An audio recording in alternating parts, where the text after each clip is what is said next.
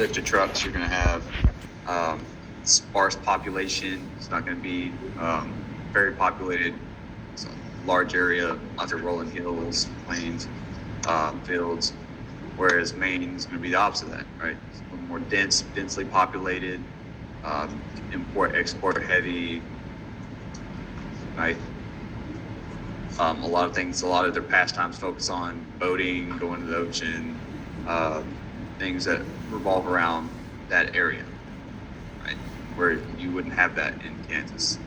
So the physical environment can shape their behaviors, it can shape their norms, it can shape their economy. Things of that nature is more where we're looking at when it comes down to analyzing our operational culture that we're operating in. Okay? When we say social structure, what do we think about?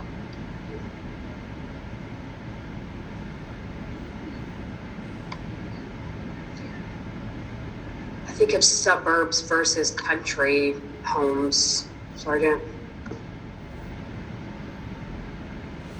I think of the way people communicate and interact with each other. Like how someone was saying earlier, like speaking to a man if he's with a woman. That can be part of it, right? How we interact with one another, how we show respect, how we assign importance, right? Whether it is your elders or whose opinions we value, right? For those who say value celebrities' opinions, right? Versus do you value doctors' opinions, right? Who are you most likely to take advice from? Things of that nature, right? That's more of where we're looking at social structure and how it's built, right?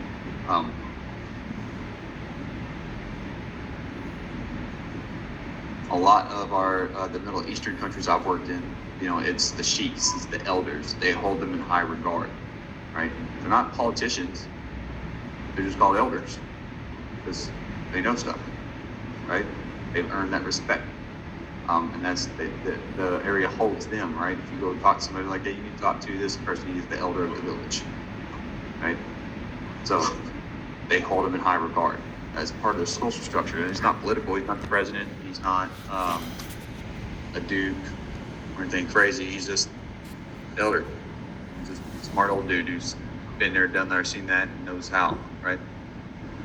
So that's kind of what our social structure consists of, is how we value other people's opinions, how we interact with each other, things of that nature, right? Then we have our political structure, of course, how we put people in charge of us, right? Do we have a democracy? Do we have socialism, communism, right? With all kinds of political systems. Do we hold dukes? Do we hold kings? Do we have presidents?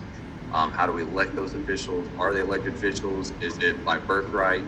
Right? What is their political structure? Right. And then, of course, their belief systems. What religion do they practice there? What are some of their common beliefs, norms, traditions that we need to be aware of? Things of that nature. Any disagreements or questions?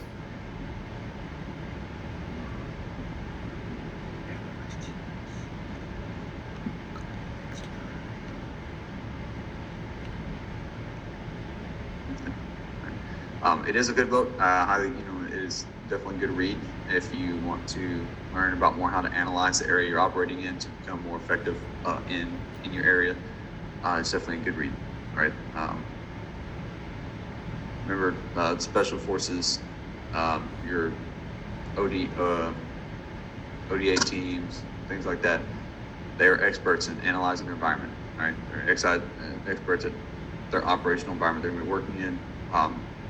When something goes the wrong way, they've got to be able to manipulate that area to their needs, right?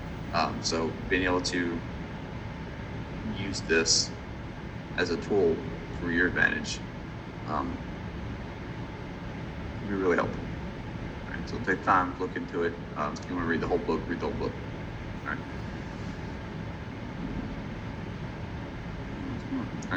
All right. Problems. Physical environment. we already watched Nail on the Head video. Right? I like to use that for effective listening. So we've already seen that video. We're not going to rewatch it. But was he paying her full mind for a verbal message?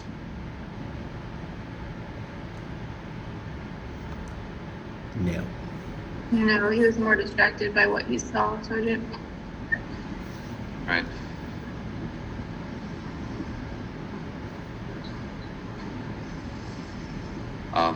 And it could be just as far as like the slideshow says about gender roles, right?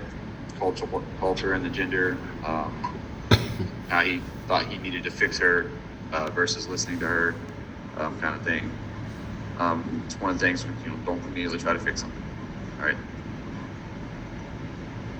We're not gonna watch Somalia. All right. So we covered bride kidnapping, Kyrgyzstan, the BBB model, culture matters, ballet, culture and genders, and cultural conflict. All right. What are some questions you have about cultural competence?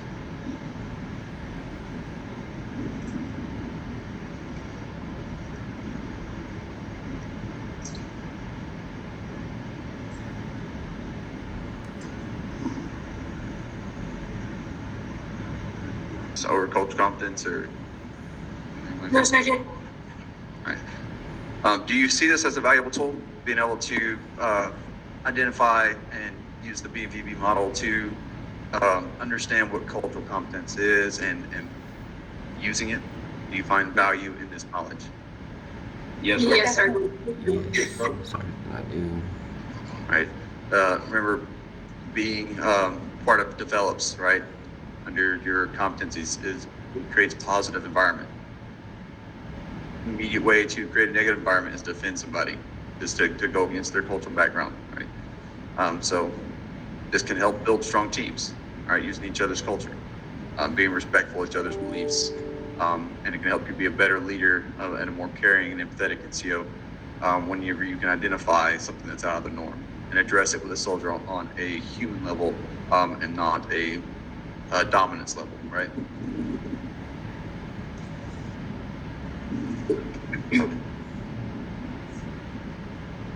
I hope you enjoyed the day. I am still grading the remainder of the PRT sessions. I will have those done today. Resubmission for any failures course is going to be on Thursday. So according to the training schedule, I'll try to have all those done tonight. Start on your essays. If you did not submit anything, there's not even to submit anything, you received a 0 already, right? That's the first thing I did check this morning. There was not a submission there, just put a 0 down, right? Yes, I checked my email as well, right? But you have to put it on Blackboard. It has to be on Blackboard, okay? That's the checks and balances system, or else they'll think I'm just giving out free 100s and people aren't submitting grades, right? So they do go through and they look and they watch people's videos, make sure that they are getting grades that they deserve. So that's why I say you have to put it on Blackboard. You can't just send it to me.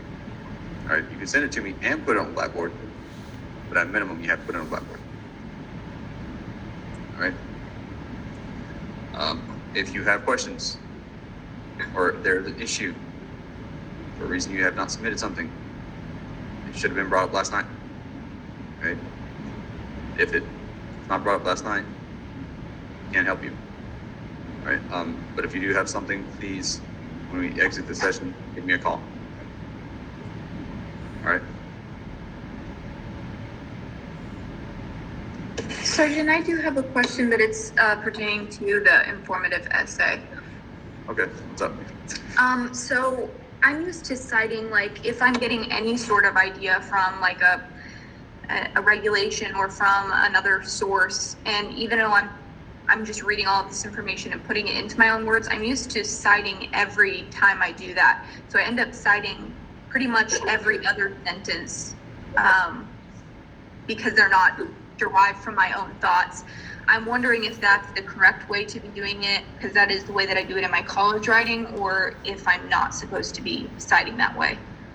Are you talking about using in-text citations to identify where you got your information from, even if it is paraphrase or something of that nature? Roger, Sergeant. Yeah, that's fine. Absolutely. That's how, that makes it that much better because I can say, all right, she got this 2 sentences from this source. This Right. source, pick it up, ensure that it is, in fact, paraphrased and not copied and pasted and put quotation marks around it. Because even if you Okay. do cite it, but you don't quote it, right?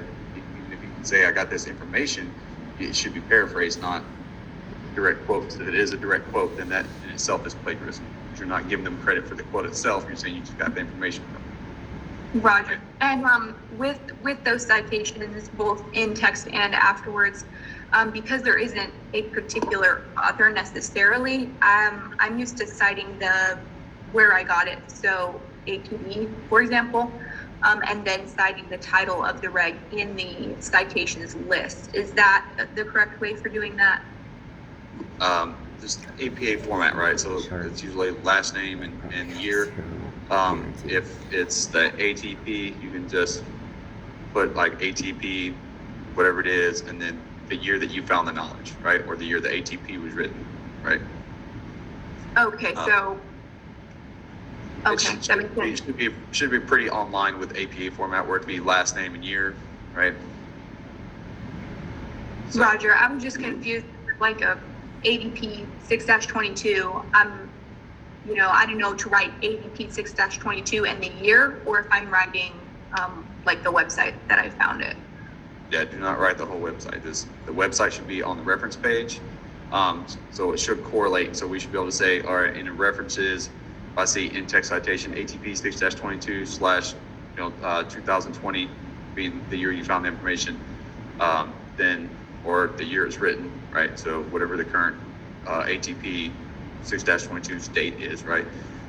Then I can go down your reference page and see ATP 6-22 2012 edition, and then the link, right? Roger, sorry. Okay, thank you. All right. Just remember, the in-text citation itself, direct quotes, do not count toward word count. Thank you, Sergeant.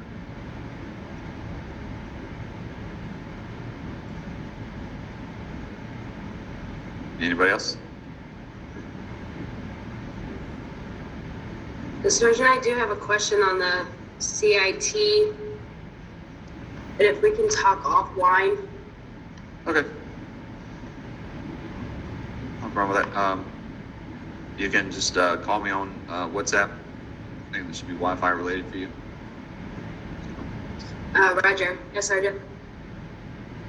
All right.